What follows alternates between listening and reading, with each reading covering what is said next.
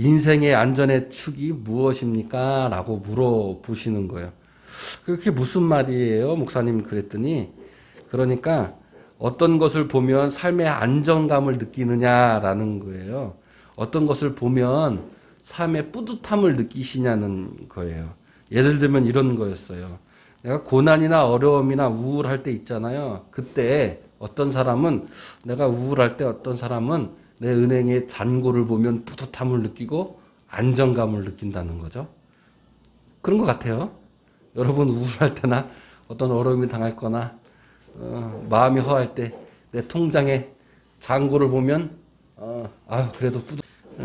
어떤 사람은 내 자녀를 보면서 내 삶에 안정감을 느낄 때도 있죠. 내가 우울하고 어렵고 고난당할 때 그래도 내 자녀를 보면서 그래 우리 유나 때문에 내가 살지. 내 삶의 안정감을 느끼거나 뿌듯함을 느낄 때가 있지요. 어떤 사람들은 내 직장의 지위를 보면서 내 삶의 안정감을 느끼거나 뿌듯함을 느낄 수도 있을 거예요. 여러분 혹시 그런 사람이 있을까 모르겠어요. 내 삶의 안정감을 내 남편이나 아내를 보면서 안정감을 느낄 수 있는 사람들도 혹시 있을 수도 있을 것 같아요. 저는 생각해 본 적이 없었어요. 과연 내 삶의 안정감을 어디를 보면서 내가 느낄까? 여러분은 인생에서 안정감이나 뿌듯함을 어디서 느끼시나요? 오늘 한번 생각해 보시면 좋을 것 같아요. 인물의 선지자라고 불리는 에레미야를 통해서 그가 찾은 삶의 안정감이 무엇인지 오늘 하나님의 말씀을 들어보는 시간이 되기를 축복합니다. 에레미야는 눈물의 선지자라고 불려지어요. 에레미야 서를 보면 내용이 그렇습니다. 어떤 내용이냐면 에레미야는 하나님을 떠나서 세상의 쾌락을 찾아 타락하고 부패로 돌아설 수밖에 없어서 파멸의 깊은 수렁에 빠진 유대의 사람들, 그 왕국을 보면서 그들에게 끝까지 눈물의 회개를 촉구한 선지자였어요. 자신에게 고난을 주고 핍박을 주고 비웃는 그 유대 백성들을 받아들이고 에레미야 선지자는 오히려 그들을 사랑하고 상실 속에서 새로운 구원의 언약을 선포하였죠. 그리고 희망과 비전을 제시해 주고 있는 것이 에레미야 선지자이었던 거예요. 에레미야 그때는 약 BC 600년경이에요. 그 시대가 어떠한 시대였냐면 북이스라엘은 아수르에게 이미 멸망하고 이제 남쪽에 유대만 남아있게 됩니다. 위대한 왕이었던 히스기야 왕과 위대한 선지자였던 이사야 선지자도 이제 죽고 유대 땅의 가장 악한 왕인 므낫세 왕 때에 하나님은 유대를 멸망시키기로 아예 결심을 하시죠. 그러나 그 악한 왕 므낫세 왕의 뒤를 이어서 요시야 왕 때 다시 하나님의 말씀을 회복해서 살아남을 수 있는 희망이 있음을 보게 돼요. 그때에 바로 에레미야 선지자가 등장합니다.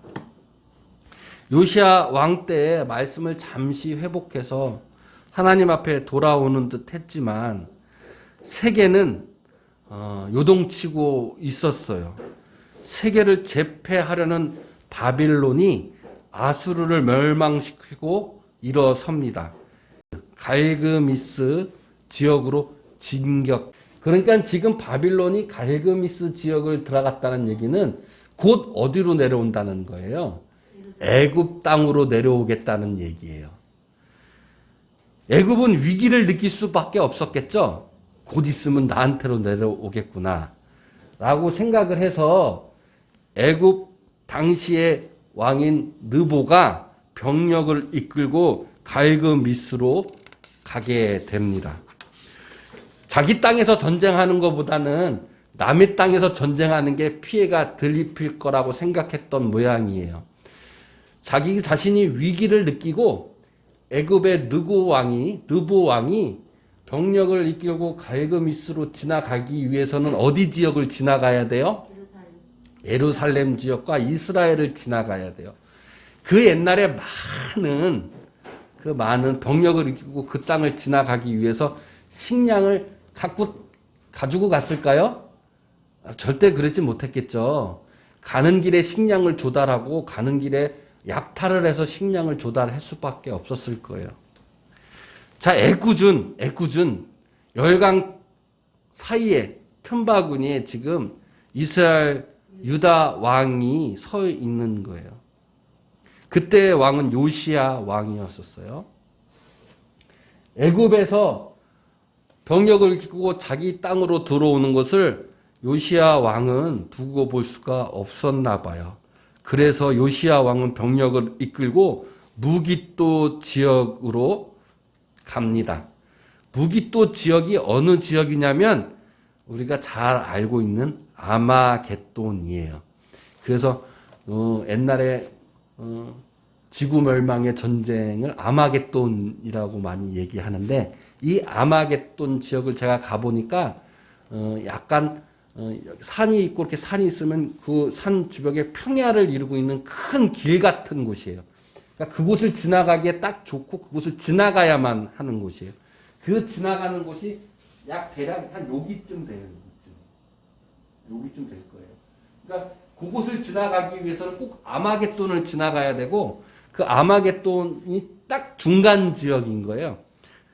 그러니까 그곳에서 전쟁이 많이 일어나게 될 수밖에 없는 지역이었죠.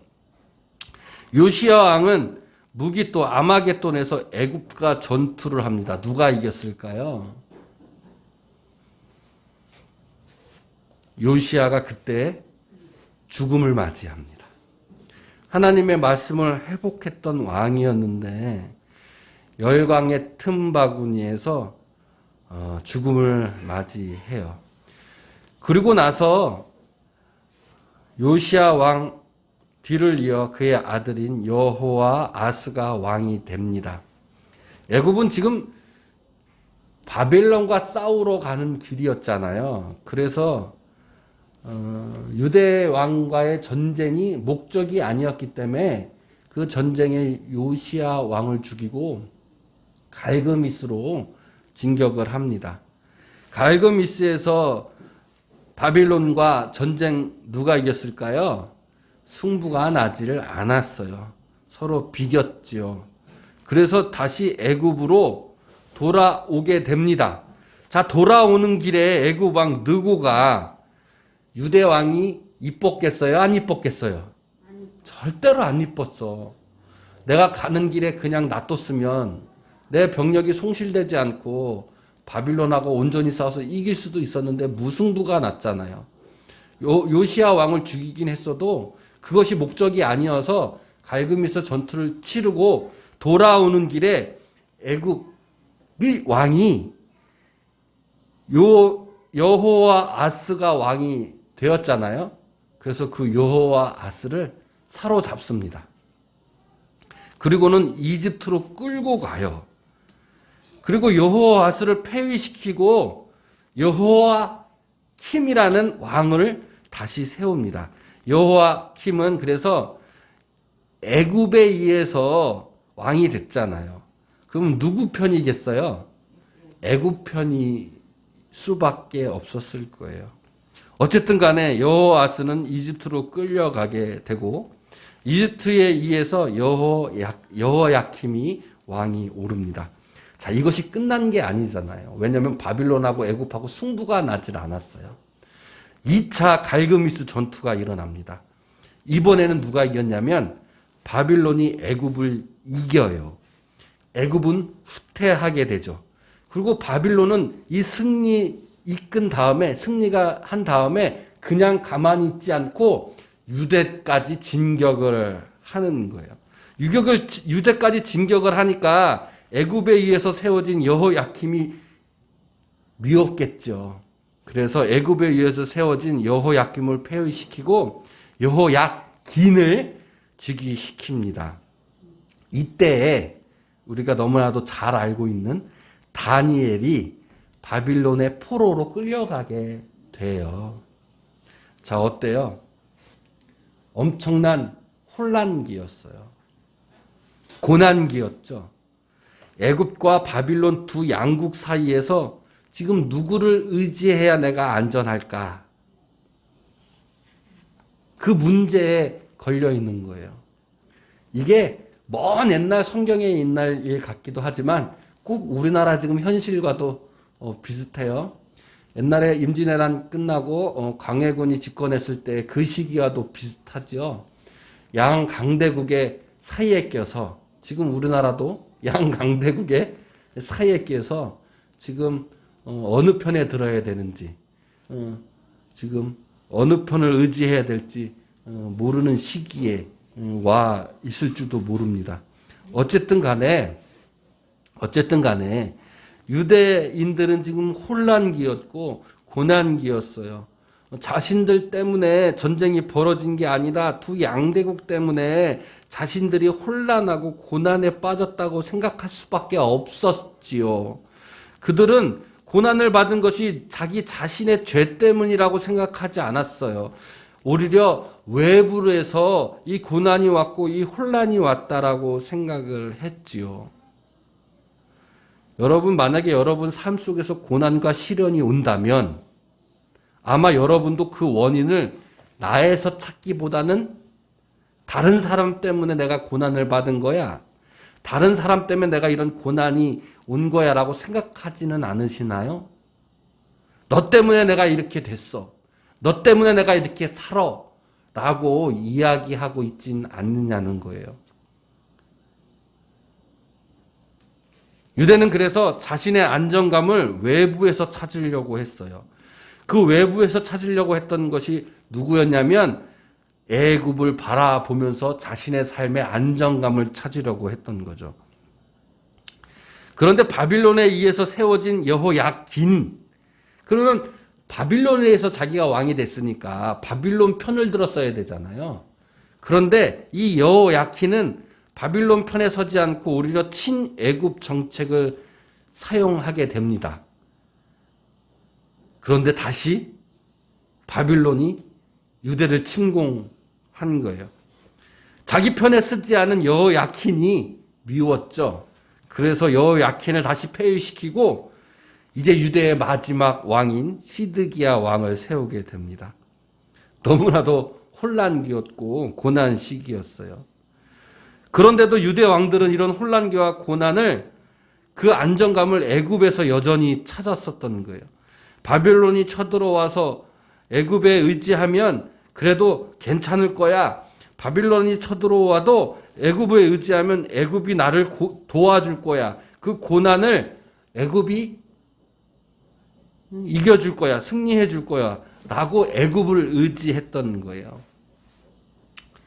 우리나라랑 너무 같은 상황이 아닌가요?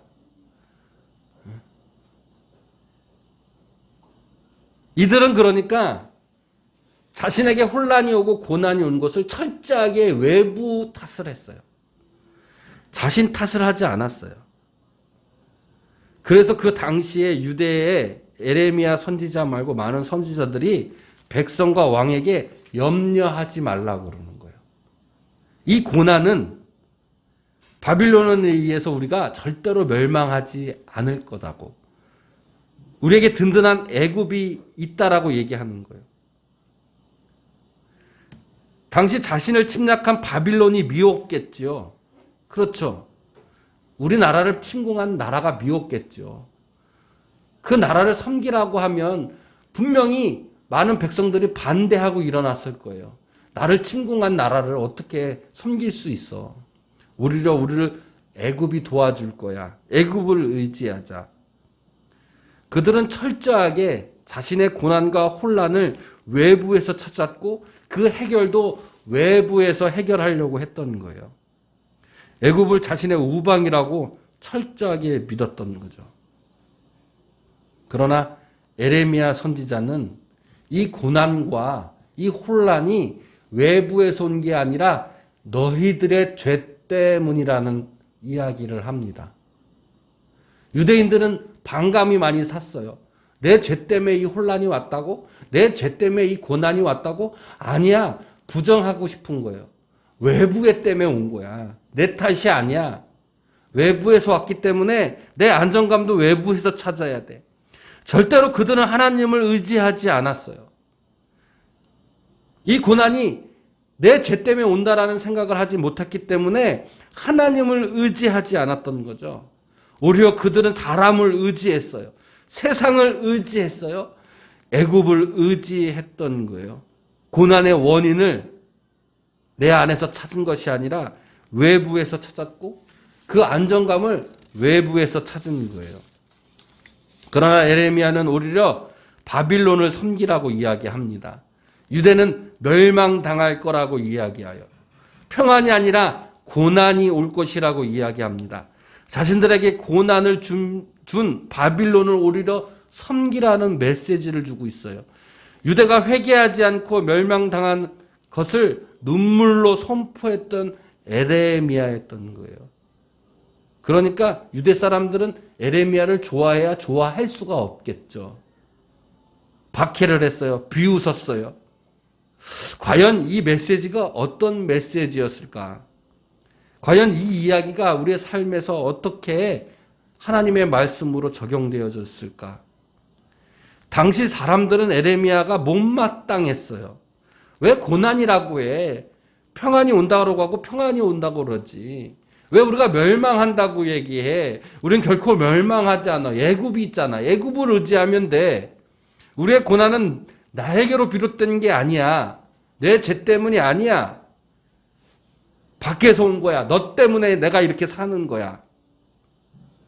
그러니까 우리는 바빌론에게 절대 멸망하지 않을 거야. 세상을 의지하자. 세상 것을 의지하자. 세상 사람들은 삶의 안정감을 사실 세상의 것으로 많이들 삼는 것 같아요. 솔직히 얘기해 볼까요? 저도 그렇지만 여러분도 세상의 안정감, 내 삶의 안정감, 내 삶의 뿌듯함을 사실 돈으로 많이 삼지 않나요? 돈이 있으면 절대로 고난이 나에게 오지 않을 거야. 고난이 온다고 해도 돈만 있으면 다시 해결되고 평안할 거야. 돈이 의지하면 된다. 돈에 의지하면 내 인생은 절대로 망하지 않는다. 돈을 보면서 내 인생의 안정감과 뿌듯함을 얻으려고 하는 것이 사실 우리네 인생인 것 같아요. 고난이 오면 그 불안한 마음을 돈으로 달래주곤 한다는 거예요. 그리고 또 고난이 오면 이 고난은 내 탓이 아니라 남 탓이고 네 탓이에요. 내가 이렇게 사는 건 너 때문이야. 고난을 오히려 기쁘게 받지 못하는 삶이 우리의 삶이지요.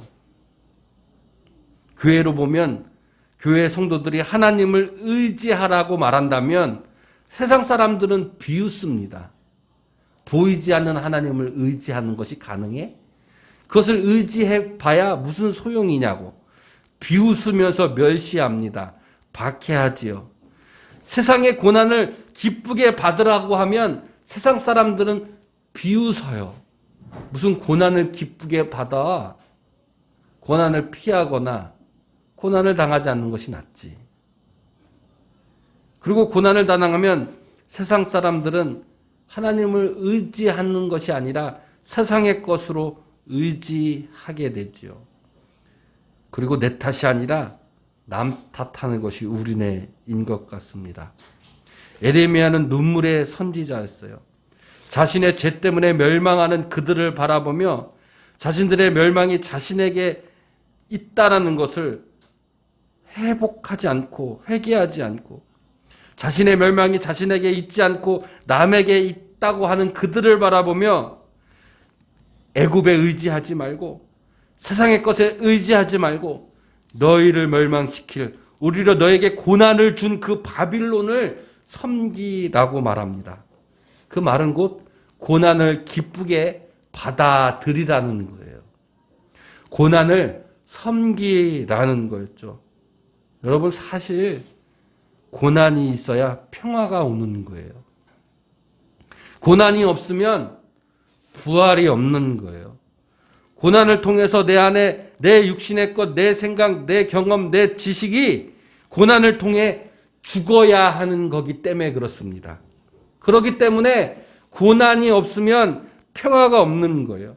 고난으로 내 육신의 것, 내 생각, 내 의지, 내 지식이 죽어야만이 내 안에 영이 살아나는 거예요. 고난이 있어야만이 부활의 기쁨이 있는 거예요. 여러분, 농부가 씨를 뿌립니다. 씨를 뿌리는 자에게는 고난이 있는 거예요. 씨를 뿌리는 자에게 고난이 없으면 열매가 없습니다. 눈물로 씨를 뿌리는 자가 기쁨으로 단을 거둔다고 시편 기자는 고백하고 있어요. 고난의 십자가가 없으면 기쁨의 부활도 없는 겁니다. 예수 그리스도께서는 우리에게 그것을 보여주시는 거예요. 고난이 없으면 그러니까 안전감을 얻을 수도 없습니다. 그런데 여러분, 여기에 중요한 포인트가 있어요. 고난을 그러면 우리가 어떻게 기쁘게 받을 수 있을까? 어떻게 고난을 우리가 기쁘게 받을 수 있을까? 여러분, 잘 생각해 보세요. 씨를 뿌리는 자가 고난과 힘듦을 통해 일하는 것은 씨를 뿌리고 내가 고난 당하고 내가 수고하면 반드시 좋은 열매를 맺힐 거라는 믿음이 있기 때문에 씨를 뿌리고 수고를 다 하는 거예요. 여러분, 그 믿음이 없으면, 좋은 열매가 반드시 맺힐 거라는 그 믿음이 없으면 농부는 씨를 뿌리지도 않고 씨를 뿌린 다음에 고난 당하지도 않아요. 그냥 내버려 두지. 그냥 내버려 두고 고난 당하고 수고하지 않으면 열매를 맺힐 수 있을까요? 좋은 열매가? 그렇지 못해요. 그러니까 씨를 뿌리는 자는 반드시 고난과 수고가 있어야 돼요. 그러나 그 고난과 수고를 이겨낼 수 있는 것은 바로 믿음 때문에 있는 거죠. 좋은 열매가 맺힐 거라는 믿음. 믿음이 없으면 그러니까 씨를 뿌리지 않아요. 고난을 기쁘게 받을 수 있는 것은 그러니까 믿음이 있기 때문에 그러는 거예요. 오늘 본문으로 삼고 있는 예레미야 29장 11절, 너를 향한 나의 생각을 내가 아나니 평안이요 재앙이 아니니라, 너희에게 미래와 희망을 주는 것이라 라고 얘기하고 계십니다. 지금 너희에게 고난을 주는 것, 너희에게 고난을 섬기라는 것, 바빌론으로 끌려가고 바빌론을 니네들이 섬겨야 하는 것은 재앙이 아니라는 거예요. 오히려 평안이라는 거예요. 그 믿음은 하나님이 우리에게 고난을 주는 것은 재앙을 주기 위해서 고난을 주는 것이 아니라 그 고난은 오히려 희망과 미래를 주는 것이기 때문에 우리에게 고난을 주는 거라는 거예요. 우리에게 반드시 고난 뒤에는 미래와 희망을 주는 그 믿음 안에서 열매가 맺히는 줄로 믿습니다. 그래서 여러분, 우리의 삶의 안정감, 우리의 인생의 안정감은 그러니까 세상의 것을 찾는 것이 아니라 하나님의 것을 찾는 것인데, 그러면 하나님의 것을 무엇을 찾는 것이냐면 바로 하나님의 약속의 그 믿음에서 우리의 삶의 안정감을 찾아야 한다는 거예요. 돈을 의지하지 말고 하나님의 약속을 의지하시기 바랍니다. 하나님의 약속은 신실하신 거예요. 내 삶에 고난이고 어려움이 있을 때 하나님의 약속을 바라보세요. 여러분, 삶의 어려움과 고난을 당할 때, 환난을 당할 때 하나님의 약속을 바라보세요. 그러면 안정감을 그 약속에서 찾는 거예요. 그 믿음의 약속을 바라볼 때 내 삶의 안정감과 평안이 오는 거예요. 하나님은 반드시 이 고난의 최후 승리를 얻기까지 신실하신 하나님의 약속이 우리의 삶 속에서 이루어지실 줄로 믿습니다. 우리에게 영생의 약속을 주시는 것이에요. 영생의 약속뿐만 아니라 저 천국의 삶을 우리에게 약속해 주시는 거예요. 믿음으로 구원의 약속을 우리에게 주셨어요. 여러분, 삶이 힘들고 고난되십니까? 외부에서 오는 게 아니에요. 여러분 마음속에 불안감으로 오는 겁니다. 그 죄된 우리가 하나님의 약속을 볼 때에 우리의 마음속에 우리의 삶에 안정감이 오는 거예요.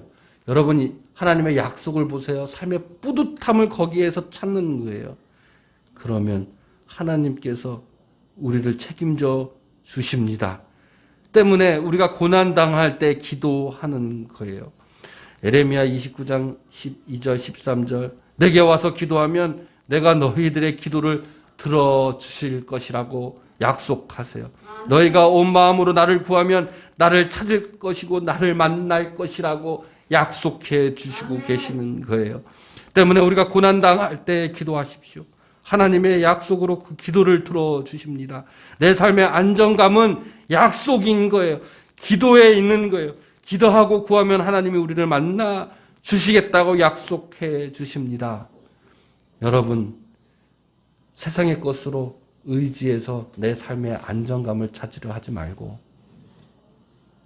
우리 에레미야 선지자가 우리에게 선포했듯이 고난을 오히려 기쁨으로 받아들이시고 그 고난은 그냥 고난이 아니라 하나님이 우리에게 미래와 희망을 주는 그 고난, 기쁨을 주는 그 고난이라고 그 열매를 믿음으로 그 천국을 바라보시길 바랍니다. 그럴 때 우리에게 모든 고난이 기쁨으로 바뀌는 놀라운 역사가 일어나고 그 고난이 오히려 최후의 승리를 얻는 주님의 놀라운 축복이 우리의 삶 속에 드러나는 줄로 믿습니다. 제가 마지막으로 이 말씀하고 마치려고 합니다. 키에르 케고르라는 유명한 철학자가 있어요. 한 번쯤 들어보셨을 거예요. 키에르 케고르의 책 죽음에 이르는 병, 불안의 개념이라고 제가 그 책 한 권을 다 읽어봤는데 너무나도 저 마음속에 좋은 영감을 주었어요. 죽음에 이르는 병, 그 병은 불안이라는 거예요. 절망은 죽음에 이르는 병이라는 거예요. 죄는 불안이라는 거예요. 불안으로 죄가 들어온다고 합니다. 불안 때문에 절망이 오는 거예요. 즉 불안, 죄 때문에 죽음에 이르는 절망이 된다는 거죠. 삶의 안정감의 반대말은 불안과 절망이에요. 삶의 안정감은 생명이고 축복이지만 불안과 절망은 죽음에 이르는 병인 거예요. 우리의 삶의 생명, 안정감은 고난을 이기고 최후 승리를 얻기까지 주시는 하나님의 언약, 곧 구원받은 성도들의 믿음인 것입니다. 여러분, 죽음에 이르는 병, 절망과 불안에서 이제 하나님의 약속을 바라보며 생명의 길을 가시기를 주님의 이름으로 축원드립니다.